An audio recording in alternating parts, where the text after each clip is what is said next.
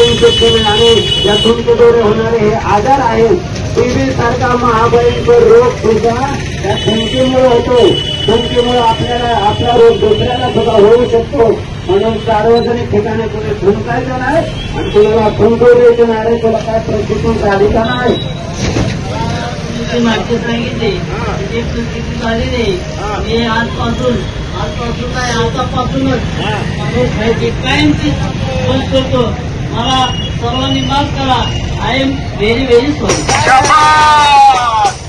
याला चांगलं समजलं की थुंकीमुळे संसर्गजन्य रोग होतात आणि त्याचा परिणाम आपल्या सर्व समाजाला भोगावा लागतो. त्यामुळे उघड्यावर कोणी थुंकू नका, कुणाला थुंकू देऊ नका.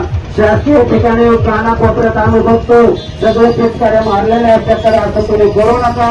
गेल्यास त्याला दंडात्मक कारवाई करा. चला पुढचा संदेश. बघा बघा बघा बघा नाटक बघा, लोकांचं नाटक फुटत बघा.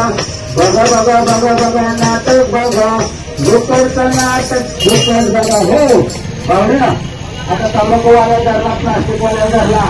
आपण शासन खेळत असताना काय लोक प्रकार करत नाही. मोठ्यावर इतका प्रकार करत प्लास्टिकमध्ये. तर त्यांच्याकडे सरकारचा लोक कसा जवान भाऊ आणि त्याला पकडून आणा. त्याला लागा काय